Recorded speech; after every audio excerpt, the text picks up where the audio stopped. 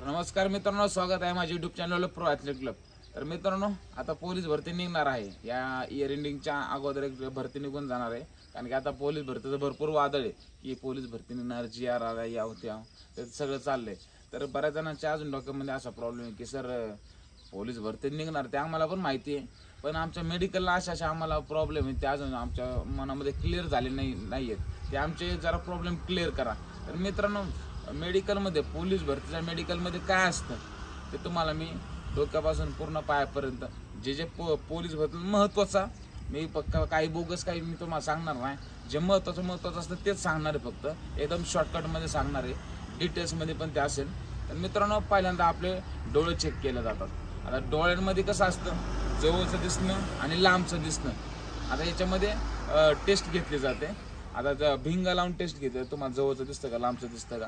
आणि तुम्हाला जर दिसतच नसेल पार, तर त्याला मेडिकल तुम्ही अनफिटच होणार ना। पारच तुम्हाला दिसत नाही, पण त्याच्यामध्ये कलर ब्लाइंडनेस नावाचा तो एक प्रकार असतो। एका सर्कल म्हणजे एका वहीवरती, एका पेजवरती टिपक्यामध्ये 1, 2, 13, 17, 18, 19 असे अंक लिहिलेले असतात। ते ओळखायचे असतात, ते ओळखले पाहिजे। आणि तुम्हाला ते दिसले नाही, जवळून पण दिसले नाही, तर तुम्ही अनफिट होणारच ना। पण कसं एवढा काही प्रॉब्लेम येत नाही। काही गोष्टी तुम्हाला असं सांगू शकत नाही, त्यांनी मला इंस्टाग्रामला मेसेज करा, महेश आळे 400, त्याच्यावर माझी आयडी आहे। मला इंस्टाग्राम मेसेज करा, डायरेक्ट तुमचा मेडिकलचा प्रॉब्लेम टाकून द्या, सर असंच आहे, हाय सर, गुड मॉर्निंग, जेवले का, झोपले का, तसलं काही विचारू नका। डायरेक्ट मला तुमचा मेडिकलचा प्रॉब्लेम टाका, मी तुम्हाला त्याचा आन्सर नक्की आणि 100% देईन। तर मित्रांनो, कलर ब्लाइंडनेस तुम्हाला सांगितलं, अंतर ओळखायचे असतात। आणि त्याच्यानंतर जवळचं आणि लांबचं तुम्हाला दिसतं का, ही एक टेस्ट असते, त्याच्यामध्ये तुम्ही पास व्हावं लागतं। नाही झालं तर त्याचं रिमेडिकल असतं, ते मुंबईला असतं, त्याच्याबद्दल तुम्हाला म्हटलं मला मेसेज करा, मी तुम्हाला नक्की सांगेल। ते रिमेडिकलमध्ये पण पास व्हावं लागतं। आणि एक खूप महत्त्वाची गोष्ट सांगतो मित्रांनो, ग्राउंडमध्ये तुम्ही क्वालिफाय झाला, पास झाला, त्यानंतर लेखीमध्ये पास झाला, मेरिटमध्ये तुम्ही आला एवढा 1-2 लाखांमध्ये, तर मित्रांनो इथपर्यंत आला म्हणजे तुम्ही पुढे निघणार नाही, आउट होणार नाही, फेल होणार नाही, एवढं लक्षात ठेवायचं। कारण की जो माणूस मग त्याची बौद्धिक क्षमता जास्त आहे का नाही, म्हणजे तो ग्राउंड पण चांगला मारून लेखी पण मारतोय, पारमेडिकल पर्यंत येतो, म्हणतो कसं काय फेल होईल मला सांगा। त्याच्यामध्ये क्वालिटी आहे ना, त्याला तुम्ही त्यावेळेस मेडिकल पुरतं जज नाही करू शकत, त्याच्यामध्ये क्वालिटी आहे, त्यामुळे तिथपर्यंत आला तो। पुढं पण तो अख्खा पोलीस खात्यात पार 60 वर्षापर्यंत रिटायर्ड होईपर्यंत तो टिकणार आहे, चांगलं टिकणार आहे। त्याच्यामुळे तो एवढा सगळ्या एक्झाम पास करून मेडिकलपर्यंत पोहोचलाय, तो त्याच्या पुढं फेल होत नाही। एवढी गोष्ट लक्षात ठेवा, नाही तर भरती करायच्या आधी माझा दातच पडलाय, माझा टक्कलच पडलाय, माझं हेच झालंय, माझ्या अंगावर डाग आहे, आणि असते छपरी गोष्टीने काय मेडिकल आउट होत नसतं। एका कार्यकर्त्याने तर काय मेसेज केला, सर माझा टक्कल पडलाय, पोलीस भरतीला चालेल का, सर माझ्या दातावर दात आहे, पोलीस भरतीला चालेल का, सर माझे धाड नाहीये। तर आता दाताचा विषय निघला तर सांगतो मित्रांनो, धाड पडले, दात नाही, दात पडलाय, टक्कल पडलाय, ह्याच्यामुळे पोलीस भरतीला काढत नाही, एवढं लक्षात ठेवा। दात किडले, दाढ किडले, सर माझा पुढलं 2 दात नाही आहे, आतमध्ये दात नाही आहे, तर मित्रांनो काय प्रॉब्लेम येत नाही, लगेच लोड घ्यायचा नाही, लगेच माझा दात पाडला मी आता पोलीस भरती नाच सोडतो, आणि नाच सोडतो नादालाच लागला का तू, ही महत्त्वाची गोष्ट। हे दाताचं तुम्हाला क्लिअर केलं, डोळ्याचं पण क्लिअर केलं, डोळ्याचं पण सांगितलं तुम्हाला, जवळचं लांबचं ह्याच्यामध्ये टेस्ट घेतली जाते। लांब अंक लावलेले असतात, ब कडं 12 खडी परत अंक लिहिलेले असतात, हे ओळखायचे असतात। तर त्याच्यात जर नाही ओळखले तर तुम्हाला रिमेडिकलला पॉईंट देतील, ते मुंबईला मेडिकल होतं। हे झालं डोळ्याचं आणि धाडाचं, दाताचं। तर मित्रांनो, दुसरी एक महत्त्वाची गोष्ट म्हणजे आपल्या पोलीस भरतीला कान आणि डोळे हेच खूप महत्त्वाचे असतात। आता कानाचं कसं असतं, एक आर्मीचा एक्झाम्पल देतो तुम्हाला। आर्मीच्या भरतीला जर गेला तर तुम्हाला पहिल्यांदा उभं करतात, प्रत्येकाचा एकदम बरोबरच मेडिकल घेतलं, प्रत्येकानं प्रत्येक पार्ट चेक केला जातो आर्मीच्या ह्याला, आर्मी भरतीला, कारण की त्यांना मुलं बाहेर काढायचं असतं, मग काहीतरी पॉईंट द्यायचं आणि बाहेर काढून टाकायचं। तर मित्रांनो, कानाच्या पॉईंटला कसं माहिती आहे का, तुम्हाला असं बॅक साईडला थांबवतात, कानावर असं धरतात, आणि काय त्याच्यावरती एक कागद धरतात, आणि कागद असा हे करतात, म्हणजे आवाज येतो असं खर खर खर केल्याच्या, आणि मागून एक शब्द बोलतात, एक अंक बोलतात, तो तुम्हाला ओळखायला लागतो, तो तुमचा एक मेडिकलचा पॉईंट झाला।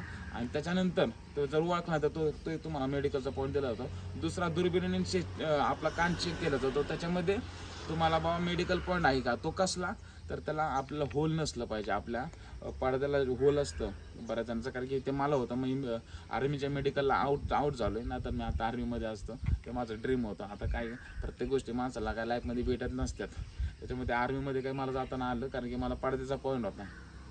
तर मित्रांनो ते चेक केलं जातं. त्याच्यामध्ये खूप जणांना पॉईंट दिला जातो आणि बऱ्याच जणांना पॉईंट दिला असेल त्यांनी मला नक्की कॉमेंट बॉक्समध्ये सांगा की तुम्हाला कोणते कोणते आर्मीच्या भरतीला गेले होते तेव्हा तुम्हाला कोणते कोणते मेडिकल पॉईंट दिले होते. आणि दुसरा म्हणजे कान चेक करताना तुमच्या कानामध्ये मळ आहे का, जर मळ असेल कानामध्ये तर तो एक तुम्हाला पॉईंट दिला जातो. काय तो क्लिअर होतो असं मळाचा पॉईंट तो रिमेडिकलच्या वेळेस क्लिअर होऊन जातो. तर पोलीस भरतीला एवढं चेक करत नाही, एवढं लक्षात ठेवा. एकाच गोष्टीमध्ये एवढं काही चेक करत नाही. तर मित्रांनो हे झालं आपलं डोळ्याचं कानाचं दाढाचं. आणि दुसरा बऱ्याच जणांचं काय सर माझा हात वाकडा आहे तर माझा हा असा पाहताना असा वाकडा होतो. आता वाकडा होतो तर काय प्रॉब्लेम नाही, तो गोळा टाकू शकतो ना. तो गोळाच नाही गेला तर मेरिटमध्ये कसं काय बसेल.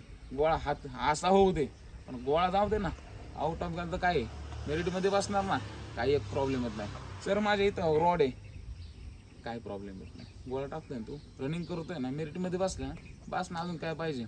रॉड आहे, टाके आहेत, काय नाही. सर माझ्या इथं टाके काही नाही, तो जिवंत आहे ना, तो पळतोय ना, अभ्यास करतोय ना, मेरिटमध्ये बसतोय ना, काय एक डोक्याला लोड घ्यायचा नाही. आणि दुसरी महत्त्वाची गोष्ट म्हणजे बरेच जण म्हणतात सर मला किडनी स्टोन आहे पोलीस भरतीला चालेल का, तर मला मूळ व्याधी पोलीस भरतीला चालेल का. आता इंटरनेट आतमध्ये कोण डुकून बघणार नाही त्याच्यामुळं काय नाही, त्या गोष्टी पण चालू जातात. आणि दुसरी महत्त्वाची गोष्ट म्हणजे बरेच जण पाय फ्लॅट असतात, पूर्ण सपाट असतात, सर मला पोलीस भरतीला चालेल का, काही एक प्रॉब्लेम येणार नाही. शॉर्टकटमध्ये सांगतो मी, काहीच लोड घ्यायचा नाही. आणि बरेच जण म्हणतात सर माझे गुडघे एकमेकांशी टाकतात असे, त्याच्यामधून पट्टी घातली जाते. बाबा आर्मीला तर लात मारून बाहेर काढून देतात तुम्हाला, पण इकडं चालतं काय नाही, आपल्याला काय कुठं याला नाही जायचं. त्यामुळं ह्या गोष्टी चालून जातात.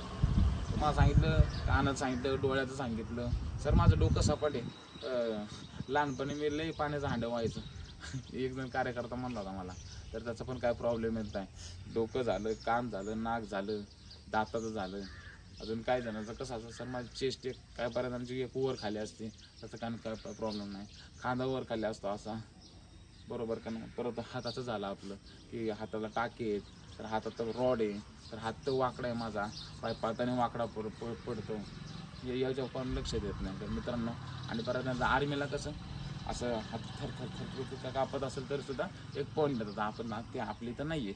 हाताला घाम येत असेल तर आर्मीला पॉईंट देतात, तर ते आपल्या इथं नाही आहे. त्या गोष्टी एकदम लगेच सॉल्व्ह होऊन जातात.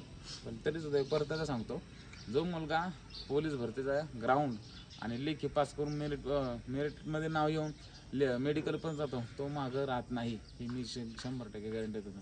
आणि तुमच्या बऱ्याच जणांना पोलीस मित्र झाले असेल त्यांना जाऊन विचारा की दादा माझा असं मेडिकलला प्रॉब्लेम आहे, काय होईल का. तर काय डोक्यात लोड घेऊ नका आणि बारीक क्वेश्चन पण विचारू नका, काही प्रॉब्लेम येणार नाही. आपल्यात क्वालिटी असेल तर 100% आपण मेरिटमध्ये बसून डायरेक्ट ट्रेनिंगला जाऊ शकतो, एवढा डोक्यात ठेवा. तर मित्रांनो हा मी तुम्हाला शॉर्टकटमध्ये व्हिडिओ सांगितला. व्हिडिओ आवडला तर 100% लाईक करा, शेअर करा, सबस्क्राईब करा.